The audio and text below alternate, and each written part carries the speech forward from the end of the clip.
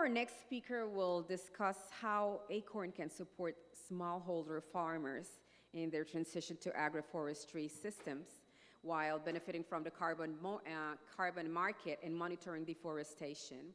Acorn not only conducts deforestation checks, but also helps farmers to generate revenue by selling their carbon removal units, both within and outside the coffee value chain. Our speaker will guide us in understanding how we can assist traders and roasters in adding value for farmers while offsetting their carbon emissions. Please join me in welcoming Isabel van Billemen from Rabobank Acorn.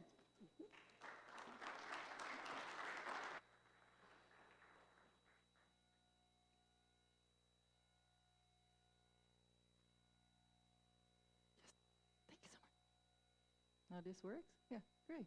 Well, good morning. Thank you for being here. I heard this morning was a bit challenging, even more challenging than other days to get. But thank you for assisting today's presentation, and thank you so much, Sinta Cafe, for the invitation to explain a bit more about our program. Well, yes, as explained, Acorn is part of Rabobank Bank in the Netherlands. We are part of the innovation department of the bank, where we support smallholder farmers with the transition to an agroforestry system. That was just already explained. Thank you for that. Well, you might wonder, a Dutch bank, why do you do this? Like, what's in it for you, right? That's a question that's often asked, which I think is reasonable. So that's where I think I should start explaining by that. Well, Rabobank nowadays, it's a big bank worldwide. But Rabobank was created by smallholder farmers in the Netherlands in the saving and credit cooperatives about 150 years ago. When, later on, they formed a bank, they did that with the same ambition to always support farmers worldwide, wherever in the world, smallholder farmers, bigger farmers, doesn't matter, any type of farmers. I think the second reason is banks would like to mitigate risks, right? That's what banks do, they mitigate risks.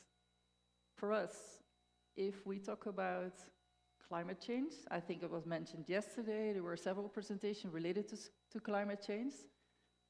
For us, that's a risk.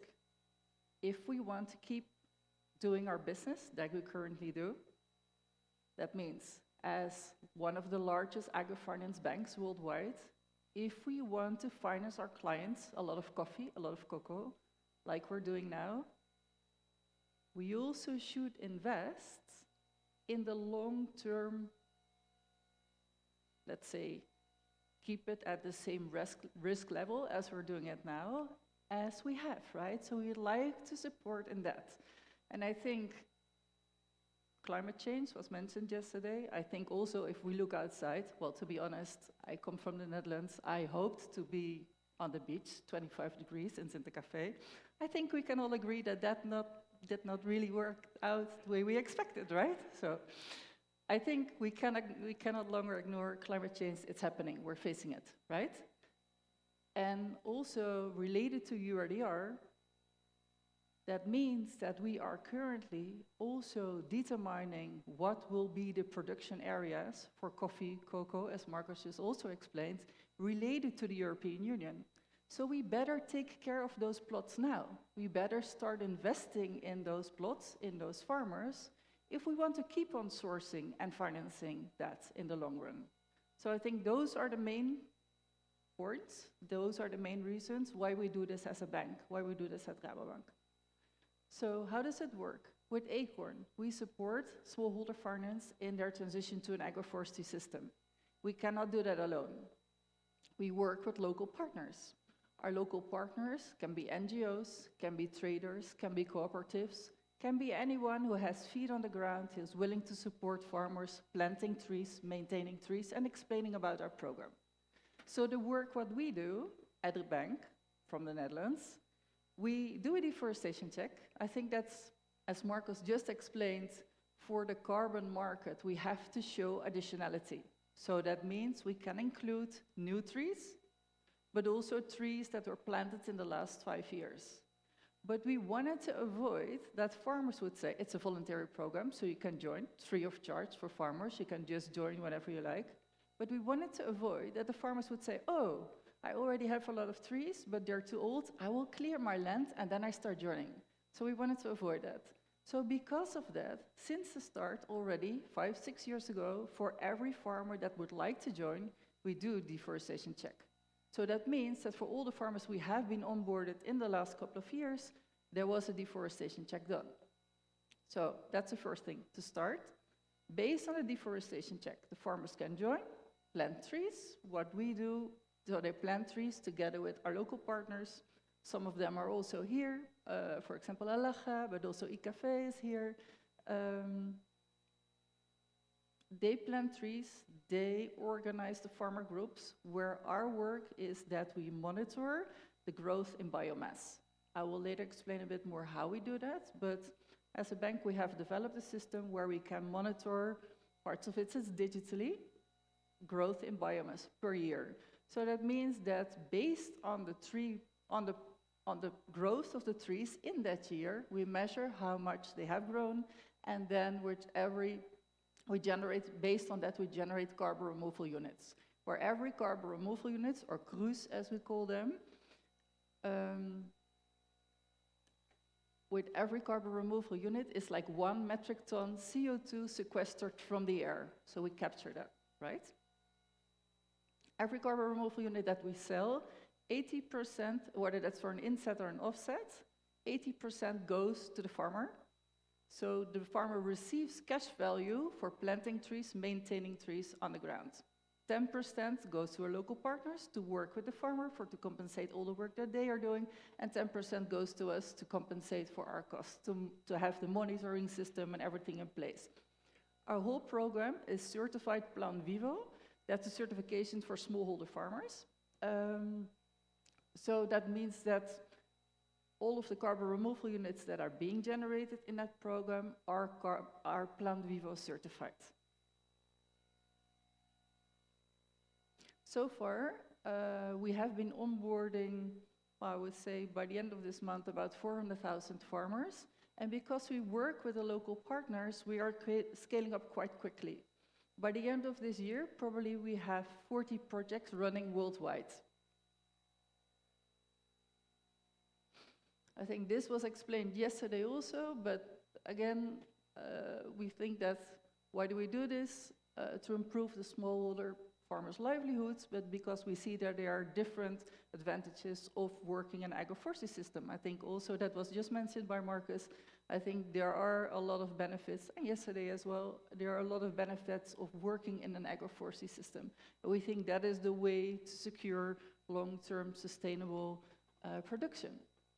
Why can we do this the way we do it? Because we can do it at scale. We have a cost-efficient certification, so the whole program is Plan Vivo certified. For every project that we would like to start, we do that at scale. We started with a local partner. We make sure they have the whole process in place to get the certification by Plan Vivo, and then every farmer that would like to be onboarded there after the deforestation check, that can join the program. Because we have different ways of monitoring, we can do that in an efficient way. So we use different type of data. We'll come back to that in a minute. So a lot of that goes digitally, right? So it's not that we have to measure every tree, every plant again every year, because that indeed it's a huge cost. Costs a lot of time, it's a huge investment. So because we can do that digital, that also makes it we are efficient. And we see that in a lot of carbon projects, almost all of the money goes to the investment to have the project certified. So that makes there's nothing left, right? In our case, we do this at scale, so therefore we can have a payment to the farmers. So the structure is, for every carbon removal unit that we generate, always 80% goes to the farmers. And this is how we do with the data. So we have different ways of collecting data. We have ground-truth data, where you really have to go into the field. Data will be collected, all the trees will be measured on sample plots. Later on, if it's needed or our system can learn better, we have data from LiDAR, small planes that that will go around to validate the ground truth measurements. And then together with the satellite images, every year we will measure what was the growth in biomass, and based on that growth, we generate carbon removal units. Now you get, oh, should I just only plant trees? No, we work an agroforestry system, so it's not a protection of the forest, and it's also that this is going to replace coffee or cocoa production. It's not like that. It will be on top of the coffee and the cocoa production with all the benefits of planting an agroforestry system. But in general, you would say like between 4 to 6 carbon removal units per year will generate. Might not seem a lot per hectare per year.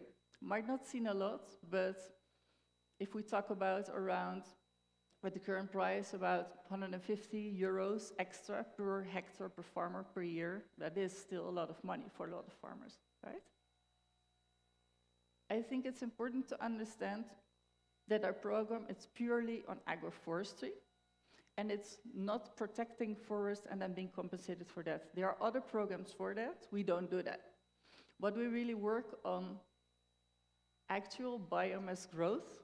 So let's say if a farmer has a lot of trees on his field, the biomass growth probably of that year will be bigger. If the farmer decides to not have a lot of extra trees on his field, then there's not so much biomass, so he will be paid less. Can happen. So it's only based on the result of biomass growth of that year.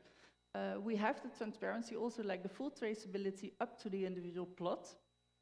And so that's for the buyers of the carbon removal units. They can also always see where the carbon removal unit was generated. And we have like all our methodology framework, it's open, visible on our website. So if you have questions or ideas about it, you can always take a look. We're very open on that.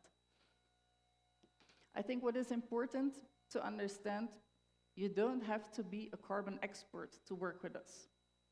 We see a lot of companies that are figuring out how to measure, how does it work. They don't know exactly what are the emissions on their company. They don't know exactly what are the emissions on the coffee. So that is something we try to make it as easy as possible. So I think this scheme really defines like how you can work together with us. We do not work on reduction. That's very important, but that's something we cannot measure, so we don't go there.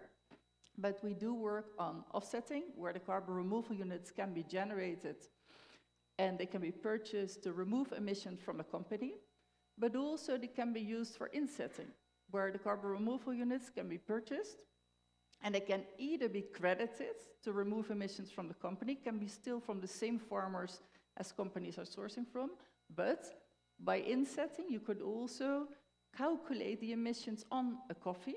So not on the company, but on the coffee. But of course, then you have to have the traceability of the coffee and the understanding of the value chain of the emissions on that coffee or on that cocoa to be ordered to remove it. That would look like that.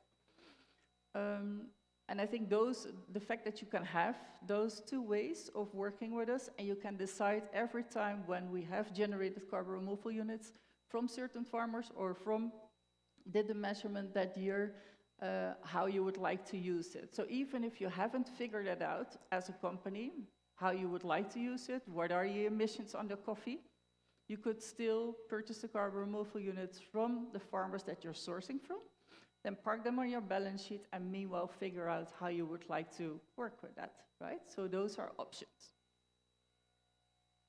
This is, for example, how we work with, or how we have been working with Carcafé, Vocafé in Colombia, where the same farmers that Carcafé was sourcing the coffee from for Lavazza were also the farmers that were onboarded in our system, and those farmers were generating carbon removal units. So then Lavazza bought not only the coffee through Vocafé, but also the carbon removal units that were generated by those same farmers.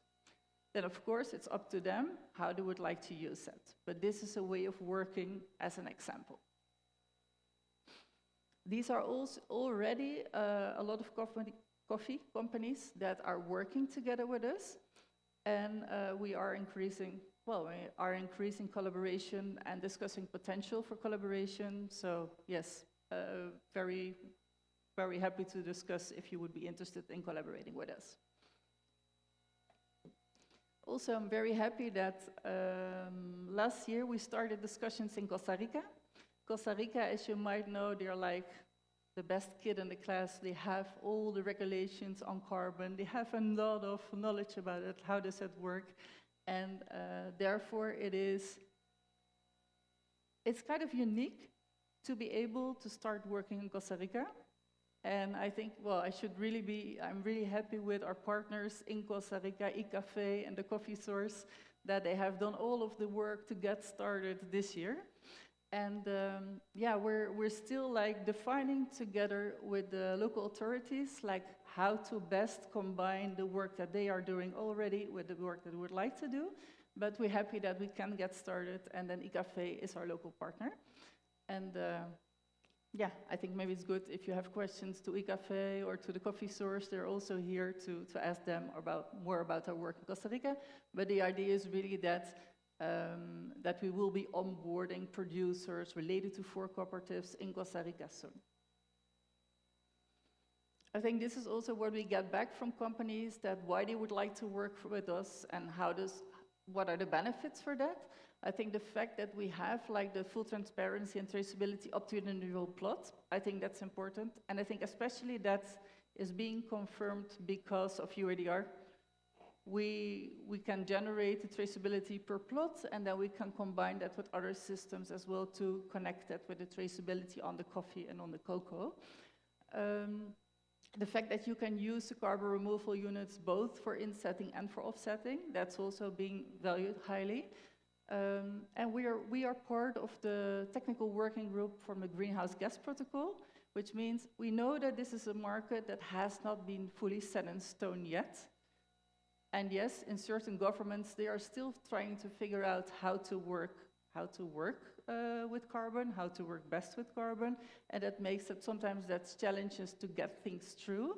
But for example, I think that's why I'm also very happy that Costa Rica, we found a way how to collaborate. We found a way how this can work, because there are already so many projects on avoided deforestation and working in an agricultural context that did not happen yet. So that is also where, with a lot of companies, we are trying to align, and the fact that we are being mentioned as a case study in the Greenhouse Gas Protocol will be released. I think that also confirms that this is a practical way of working in the market, that's being seen in the market. I think also like what we see, because for also what Marcos just mentioned, we have to prove additionality. So that means new trees or trees that were planted in the last 5 years, they can join our program. But it also, we see that there are so many projects set up by roasters, set up by traders on tree planting that was done in the last 5 years. Those are projects that if there was no carbon accounting for it related, those are projects that we can incorporate in our program. Those farmers can join our program because they maybe already be generating carbon removal units since the start, because they were planting trees in the last 5 years. I think that's important because planting trees, it's one-time investment, right? But maintaining those trees, that's another investment. And often the farmer is not being paid for that. They're not being compensated for that. So it can still be that the trees were given and the farmer would plant that, but we would like to make sure that that's a long-term sustainable investment. So that is really why we are seeking collaboration with parties that have been planting trees, because also those efforts could be deducted. For example, if there was no project to get started, we can also pre-finance that as a bank. We have a special agroforestry finance scheme for that looks like this, where if an organization got, or if a farmer says, well, I would like to start planting trees, but there's no project related to that, we could pre-finance such an investment. And if that would be like, it can be a loan, 7 to 12 years, so it's a long-term loan, And it's a loan that will be provided through our local partners for the individual farmers, where the farmer will, the setup is exactly the same. So the farmer is responsible for planting trees, maintaining the trees in the field, and only when those trees start generating the carbon removal units, which we will sell in the same structure as I just explained, then there will be discounted for the initial investment. So actually it's a pre-investment for something that is currently not even being evaluated. So the farmer wouldn't feel, hey, I'm paying in cash because there's no cash payments, or I have to repay with my coffee. That doesn't help. That's not necessary. We will digitally discount when the carbon removal units are being generated. So still the farmer would receive 80% of each carbon removal unit, but then that 80% would be divided in half if the farmer has like a pre-investment. So he will still receive every year cash from the carbon removal unit, but also part of that cash, 50% maximum of that cash, would be deducted until he has finished his initial investment. So this is a way how we also can finance this for the long term as Rabobank. I think related to UIDR, that's also another topic where, as I mentioned, we do a deforestation check already. We have invested highly as a bank in such a system. And because we have invested so much, and we see that there are a lot of risks related also for us as a bank, if our clients get into problems because of UIDR, well, it looks like we maybe get some more space, but right, at a certain time we have to comply. If our clients get in trouble, that's also a risk for us, right? On the other hand, Rabobank also has certain financial products where we take ownerships of the coffee, of the cocoa. So if that coffee or cocoa is not compliant with UIDR, we also have a problem, right? So we really would like to see how we can collaborate more as a bank to make sure that our clients are not at risk. For example, we have a data collection tool. We understand that a lot of data has been collected, but we have a data collection tool that could be used by certain parties, if you are interested in that. But on the other hand as well, we could double check that data. Rabobank is not, we have not created like a system where we see it's also related to all the local legislation, etc. We are not doing that. That's also not the part. But we can double check the data, or we can check the data that already was collected, whether there was polygons or GPS points, and we can double check that in our system. Also because we believe that because you have been collected so much data already, we can use that data and then support those farmers where there was no deforestation to make sure that it's not only about compliance, but also they may gain something, because if there was no deforestation and we keep on measuring that every year and there are carbon removal units being generated because they keep the trees, they maintain the trees in the field, they take care of the trees, they should be compensated for that. So actually in that sense we see it can be a win-win also for the farmers. And besides that, also because so much data has been collected, if parties are willing to share that data, Rabobank requests a lot of data from the clients, right? So it could also lower the data burden on those clients if you can share that information. And I think that that's also a benefit. Like, why would you like to do that? As a bank, we also have a target in becoming more sustainable. So that we also have like a commitment to become net zero. So for a bank, we also see that we would like to support clients that are thinking about long-term sustainability and would like to work together with them, because it also supports us in our mission to have a more, well, on the risk side I explained, but also a longer term for decarbonization, but also to have more sustainability, more sustainable loans. And that's also where we are really investing for sustainable linked loans. So with the clients of the Rabobank, if there can be sustainable linked loans with KPIs related to working on agroforestry, supporting smallholder farmers to join our system, that also can be rewarded then on the trade and commodity science part, for example. With me here, I have two colleagues from Rabobank New York. Maybe you also would like to, to wave a bit. So if you have questions, maybe it can also be discussed with them later on. But I think that's also what we're really open to see. How can we support farmers, or how can we support you, also related to UIDR, so that's not only a compliance thing, but it becomes a win-win-win for everyone. And I think if trade is involved and if discounts can be given for traders that would like to support in their value chains to make sure that the farmers are being rewarded for the work that they do, I think that has value for all of us. Thank you. If you have any questions.